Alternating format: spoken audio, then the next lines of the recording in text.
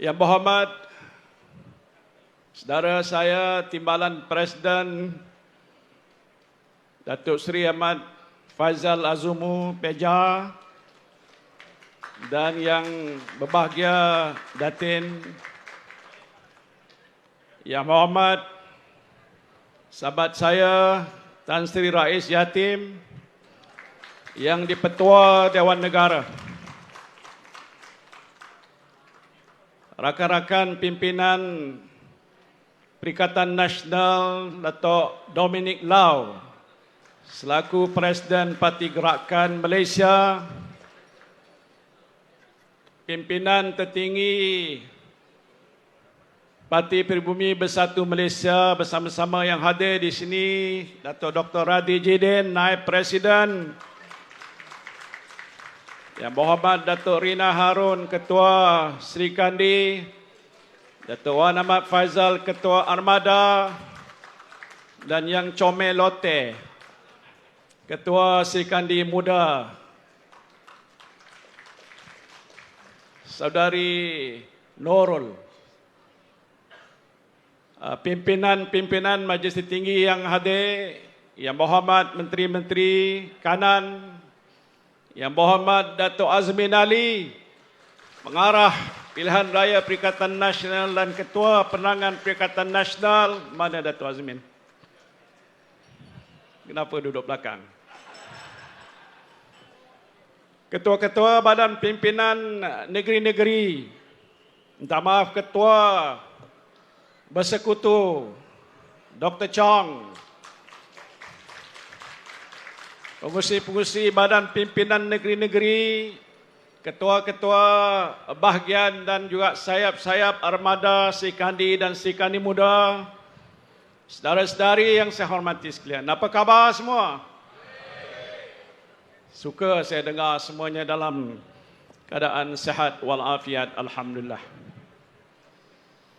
Pertamanya saya memanjatkan rasa syukur kehadrat Allah Subhanahu wa taala kerana pada tengah hari ini dapat kita berhimpun di sini dalam satu majlis yang cukup bermakna, iaitu majlis untuk kita sama-sama meraihkan dan memuliakan sambutan hari ulang tahun ke-6 kewujudan dan perubahan Parti Pribumi Bersatu Malaysia Bersatu ini. Alhamdulillah.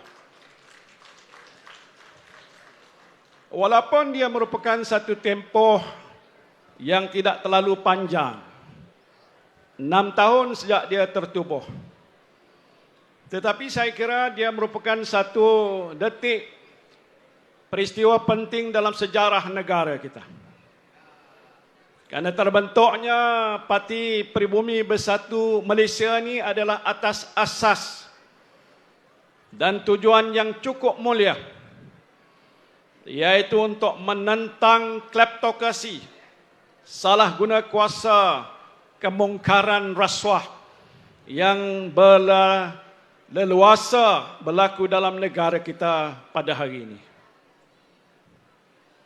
Tetapi juga saya rasa cukup berbangga selaku pengasas bersama-sama dengan rakan-rakan yang bersama-sama hadir kita dan kita jemput pada hari ini mantan-mantan ahli-ahli majlis pimpinan tertinggi, antaranya ialah Tan Sri Rais dan lain-lain yang ada sebahagian hadir, dan yang tak mantan tetapi masih memimpin di peringkat bahagian dan juga Sri Kandi dan juga Armada. Pada hari ini saya rasa cukup berbangga kerana kita sudah pun mempunyai lebih daripada 202 bahagian. Saya kira yang agaknya terbesar dalam mana-mana parti yang ada dalam negara kita. Tertubuhnya bersatu di seluruh negara ini, alhamdulillah. Kita sudah mempunyai sejumlah bilangan hampir 4,000 cawangan yang sudah sah berdaftar, dan ada ratusan lagi yang masih dalam proses pendaftaran oleh ROS di seluruh negara kita. Kita sudah mencatat bilangan ahli lebih daripada 700,000 yang berdaftar. masih ada dalam sistem pendaftaran kita yang belum didaftarkan secara rasmi.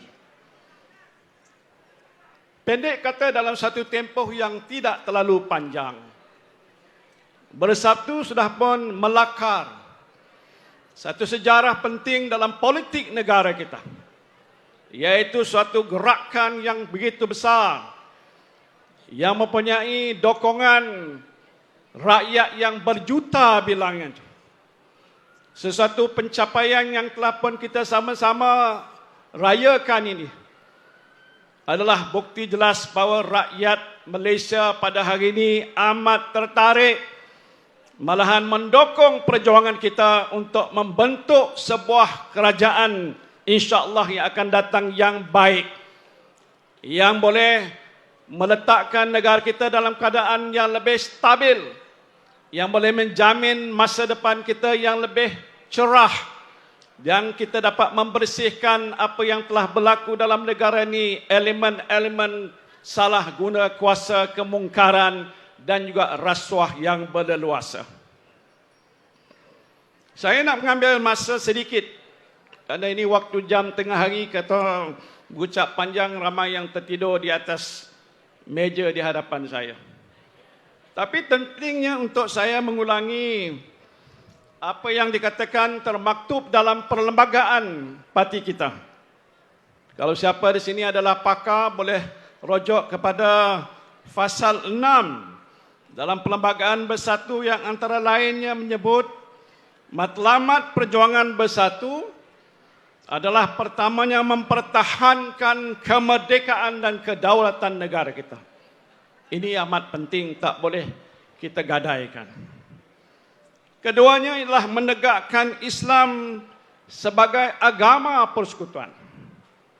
Itu tidak boleh dikompromi. Ketiga, menjunjung kemuliaan institusi Raja-Raja Melayu sebagai raja berperlembagaan, constitutional monarch.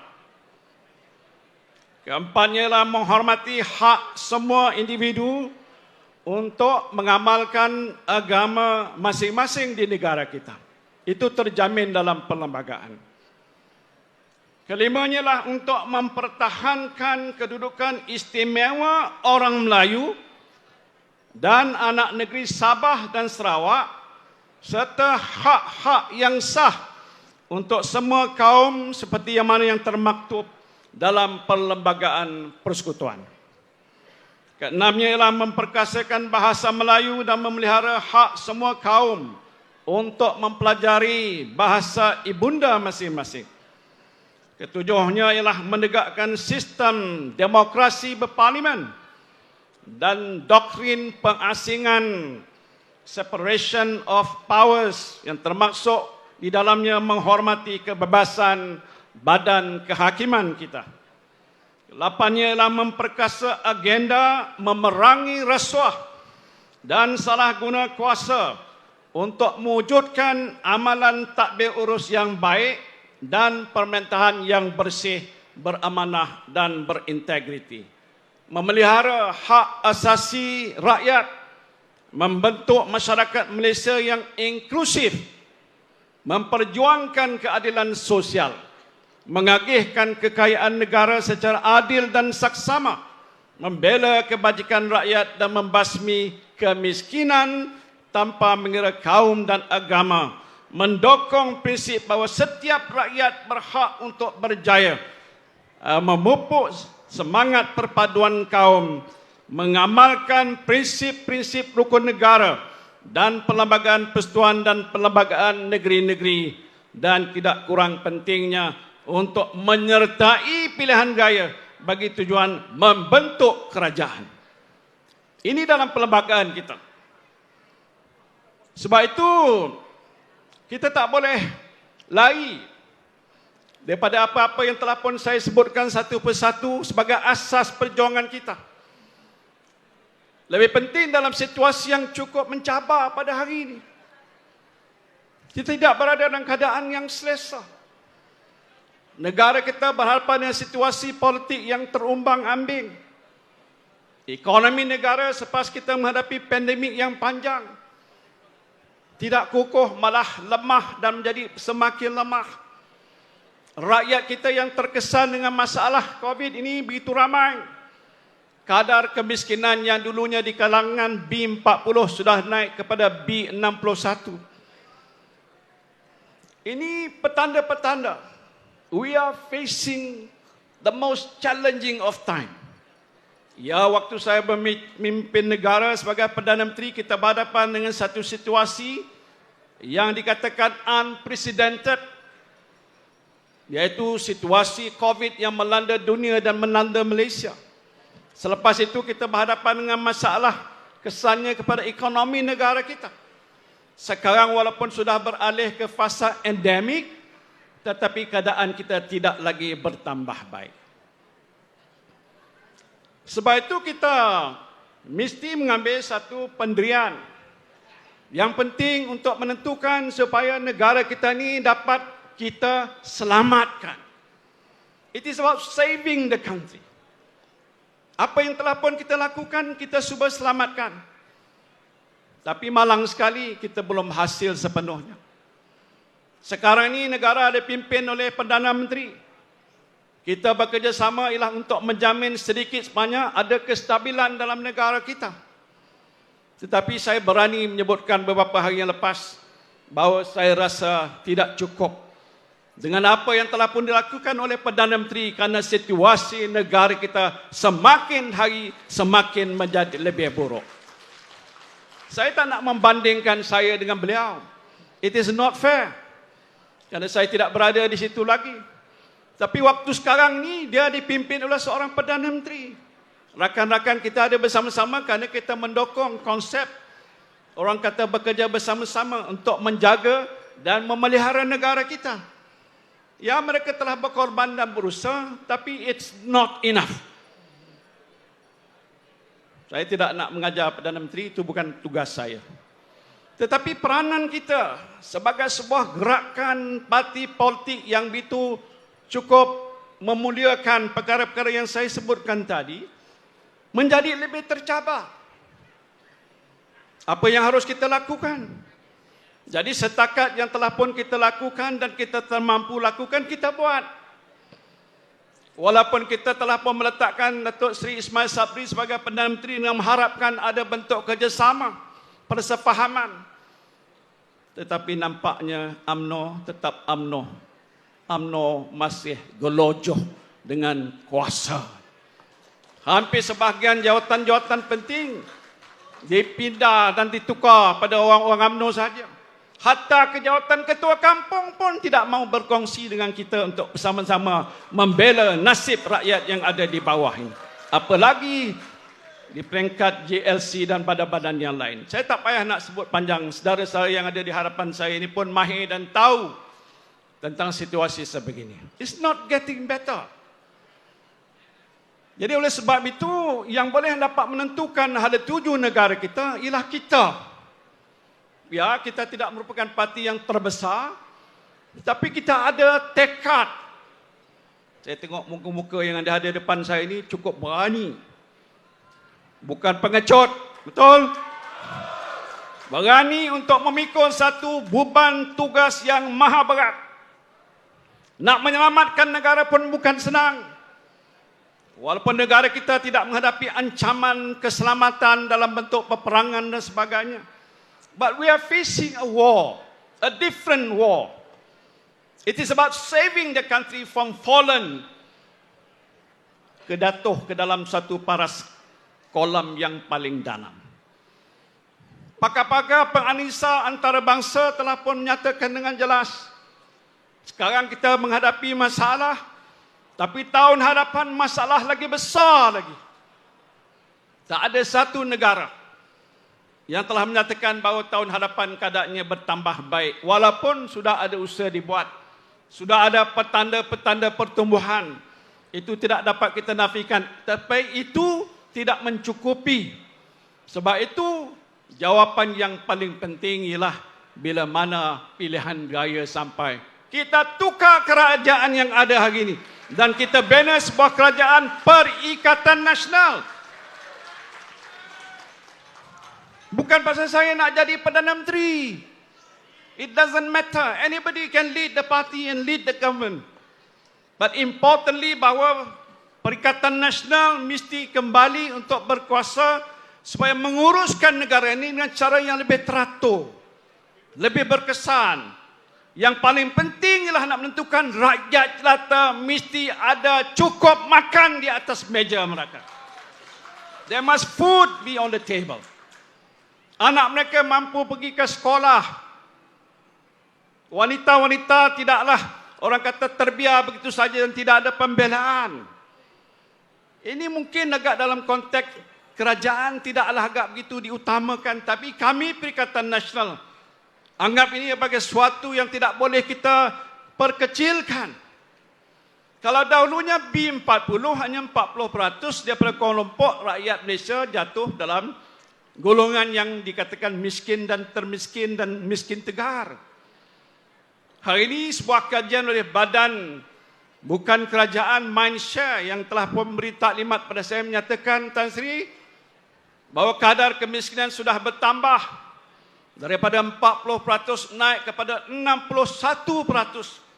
Yang M40 sudah turun hanya kepada M14 ke 20 saja. Yang top 20 tidak berbakinya mungkin tak sampai 10%. Apa maknanya? Maknanya ialah satu beban yang lebih mencabar. Sebab itu kerajaan tak boleh bertindak seperti biasa. It is not keadaan yang biasa, as usual. It is unusual. Sewajarnya ada suatu jawatan kuasa tertinggi yang dipimpin oleh tidak lain daripada Perdana Menteri. Tak boleh delegate pada menteri. Saya bukan nak mengajar, ini pandangan saya. Take it as a matter of great importance bahawa bersidang hampir tiap-tiap minggu kalaupun tiap-tiap hari. Melihat setiap perkara-perkara yang diperincikan oleh kementerian-kementerian tentang isu dan masalah-masalah yang dihadapi oleh rakyat. Dan tindakan mesti dibuat dengan secara yang seberapa cepat yang mungkin. Persoalannya macam mana nak buat itu. Saya tak nak mempersoalkan tentang keupayaan kerajaan. Adakah sumber dana yang mencukupi untuk membela dan membantu rakyat bagaimana yang telah pun kita lakukan yang lepas. Ini mungkin rakan-rakan dalam kabinet lebih tahu daripada saya. Jadi dalam situasi sebegitu, dalam keadaan yang semakin menurun, menjadi satu tanggungjawab. Amanah yang kita harus pikul bersama-sama, saudara. Iaitu untuk tentukan supaya bila sampai pilihan raya diadakan, maka Perikatan Nasional yang didokong oleh Bersatu, PAS, Gerakan, STAR dan ACPP bersama-sama dan didokong bersama-sama oleh rakyat melalui badan-badan bukan kerajaan, mobilize seluruh jentera dan tenaga kita untuk menentukan bahawa setiap rakyat yang boleh keluar mengundi mendokong perjuangan kita dan menyokong kita sehingga terbentuklah sebuah kerajaan yang dipimpin oleh Perikatan Nasional. Boleh ataupun tidak? Boleh ataupun tidak? Ya, jawapannya boleh. Tapi boleh tu ada banyak syarat. Berapa lama ni pengusi bagi saya masa nak ucap. Karena kalau kita tak buat begitu, kita biarkan UMNO dengan masalah mereka. Saya tak payah nak ulas. Kalau ulah menghabiskan masa. Masalah yang telah merondong nasib mereka, gasak dia lah. Apa yang berlaku, berlakulah. Saya tak nak membincangkan soal Pakatan Harapan, hal dia lah. Dia nak bertanding lah. UMNO nak bertanding semua kursi, bertanding lah. Kita dalam Perikatan Nasional sudah ada kesepakatan. Dan antara perkara yang telah disepakati, saya nak sebut di sini, bahawa musuh utama kita tidak lain ialah Barisan Nasional. Setuju? Kalau ada orang kata keadaannya begini-begini, nantilah Pak, lepas ni besok macam mana kita nak buat. Itu strategi yang cukup salah. Ada beberapa orang rakan saya datang ke pejabat baru ini tanya, Tan Sri macam mana pilihan raya ni? Lawan ke tak lawan UMNO? Tanya saya. Lawan ke tak lawan? Lawan ke tak lawan? Lawan ke tak lawan? Nah, dengar tak? Ya, kita tahu siapa mereka. Tetapi kita jangan gentar dan takut karena kita ada niat dan nawaitu kita. It is about saving the country. Ini bukan soal main-main punya kerja. Ini bukan soal biarlah dan serah pada dia sajalah dan serah pada Allah sajalah. No. Kita kena bekerja kuat, saudara. Saya tahulah rakan-rakan di bawah telah mula bekerja. Jentera telah disusun. Tapi jangan lapor pada saya semua okey. Nanti kalau saya panggil pengurusi VPN macam mana okey? Okey, Tan Sri. Menang, Tan Sri. No. Awak dah cula tak pengundi di kawasan awak? Dia ada gajah. Ataupun di Tambun. Ataupun di Pagoh. Bukan sula. Itu hukumnya kriminal. Cula. Kalau saudara dah buat culaan dan jelas terbukti, majoriti pengundi itu menyokong kita, insya-Allah kita boleh berjaya dan menang. Betul tak? Berapa dah cula? Angkat tangan. Berapa peratus dah cula? Kalau gajah kata 50%. Tak apalah Pak Wan kata itu. Niat baik ajalah. Tapi maksud saya it is the biggest challenge. Dan ia ialah penentu tentang keberadaan kita dalam gelanggang politik negara ataupun kehilangan kita dan orang kata keluputan kita dalam suasana politik negara. It is about survival. Survival of the country, but survival of the party. Takkan kita nak hapus lepas ini? Bukan soal saya. It's okay, I have started. Dan mulakan macam Bang Peja sebut tadi. Ya, itu rekod sejarah saja. Tapi saya tak perlu nak ulang-ulang. Tan Sri lah. Terima kasih lah. Recognition. Saya tak mahu nak pegang itu lagi. Those were the past. What is about now, the present and the future? Macam mana kita nak buat? Jadi sebab itu penting dalam soal ini, saya dah sebut itu adalah antara perkara-perkara penting pokok. Itu perlembagaan. But reality politiknya tidak sebegitu jelas. Tetapi kalau kita committed, dan saya jangka yang hadir dan ahli-ahli kita yang 700,000, didokong oleh rakan-rakan kita dalam PAS, gerakan yang lain mungkin lebih 2 juta. Ini satu gerakan politik besar. It is a mass political movement. Dengan syarat kita bergerak sebagai satu pasukan. Kita menuju kepada satu hala tuju. Jangan parti bersatu kata begini, PAS kata begini, gerakan kata begini. Kalau semua cakap masing-masing, ikut selera masing-masing, tak menunjukkan kesatuan dan perpaduan, kita kalah. Pasal message yang diterima di bawah itu tak jelas. Who is our enemy? Bukan musuh kerana kita nak bergaduh dan perang dengan mereka. Tetapi ini harus ditolak oleh rakyat untuk menyelamatkan kehidupan masa depan negara kita. Sebab itu saudara, perkara yang pokok, yang penting dalam keadaan sebegini susah, kita nak menunjukkan sifat kita yang prihatin dengan masalah rakyat. Ya, waktu zaman saya memimpin negara, kita prihatin. Dan istilah prihatin sudah ada synonymous dengan Perikatan Nasional Khas Jawa Bersatu. Turun ke bawah, bantu rakyat, bela mereka, beri apa yang boleh. Itu prihatin namanya. Kalau mereka tidak mempunyai makanan yang cukup, kita sediakan gerai prihatin. Terima kasih dan tahniah pada hampir semua negeri dan bahagian yang telah pun menggerakkan konsep gerai prihatin. Bantu rakyat beli bahan-bahan keperluan asas mereka dengan harga yang agak begitu murah. Tapi sebenarnya tak cukup. But at least we do something. Dan ini perlu diteruskan. Dan saya dah buat keputusan bahawa Perikatan Nasional Khasnya Bersatu akan teruskan program gerai prihatin rakyat. Kita cari dan kumpulkan dana yang mana ada, mana yang tidak ada dalam poket gadai kalau apa yang ada. Supaya kita dapat bekalkan bahan-bahan yang agak dengan harga yang berpatutan. Masalah ini masalah yang agak besar yang perlu kita berikan perhatian. Oleh sebab itu pada hari ini saya cuma nak menyatakan sekali lagi, ada tanggungjawab besar kita. Jentera pilihan gaya telah pun kita arahkan untuk bergerak. Saya fikir sebahagian sudah mula, yang lain belum mula. Keduanya, kita dah mohon supaya bahagian-bahagian mengenal pasti tokoh-tokoh yang paling sesuai dan layak untuk letakkan sebagai calon pilihan raya. Saya dedahkan di sini tak apa. Ada jawatan kuasa akan meneliti dan tapis dipimpin oleh Naib Presiden Dato' Radhi Jidin mana yang paling sesuai. Dan ini nanti akan sampai masa diberitahu, dan jangan gaduhlah pasal soal calon.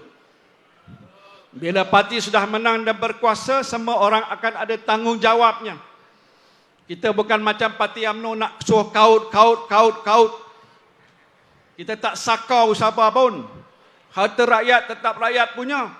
Tapi pemimpin yang akan ada dan waktu mana kerajaan kita berkuasa, kita akan berikan tugas dan peranan mereka supaya mereka boleh buat apa yang terbaik untuk rakyat jelata. Itu penting bagi kita.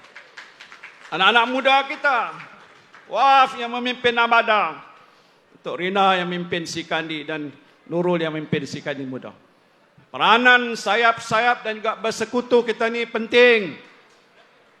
Kalau 4 sayap utama kita bergabung tenaga sebagai suatu kuasa besar untuk menggerakkan jentera kita di seluruh negara, garanti kita akan menang insya-Allah. Ada hampir 6 juta anak-anak muda kita yang akan lagi keluar untuk mengundi buat pertama kali. Mereka tak boleh kita abaikan. Baru-baru ni saya dengar dah buat satu himpunan ramai. 50,000 pemuda naik motor datang bersama-sama kita. Alhamdulillah. Pastikan tiap-tiap yang bermotor tadi, baik di situ ke di Pagoh ke mana pun, akan bersama-sama dengan kita. Jangan pandang rendah pada mereka kerana mereka ada kuasa penentu untuk menang ataupun kalah kita ini. Wanita, kita tahu tak boleh diabaikan langsung. Bahaya kalau kita abaikan langsung. Isteri saya pun ada di sini. It's a big mistake. Sebab itu kita kena beri perhatian bagaimana caranya kita nak menggerakkan seluruh jentera kita. Supaya tenaga-tenaga muda ini, tak kira ada lelaki ke wanita ke, akan bantu kita dan usahakan bersama-sama.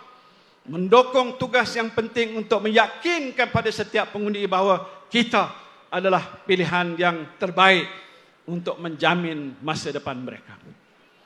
Jadi saudara, itu saja yang saya nak pesan di sini. Banyak lagi yang boleh diperkatakan. Tapi minta supaya setiap pemimpin di semua peringkat memikul amanah dan tanggungjawab secara bersungguh-sungguh supaya kita boleh berjaya. Jadi sebab itulah pada hari ini kita berhimpun. Di samping kita memperingati sejarah perjuangan kita yang agak singkat 6 tahun sejak kita tertubuh, kita juga diperingatkan tentang cabaran besar yang kita hadapi untuk tempoh-tempoh yang mendatang ini. Sekali lagi saya ucapkan terima kasih. Wabillahi taufiq wal hidayah. Wassalamualaikum warahmatullahi wabarakatuh. Bersatu! Bersatu! Bersatu! Bersatu! Bersatu! Bersatu! Berikan tepukan gemuruh kepada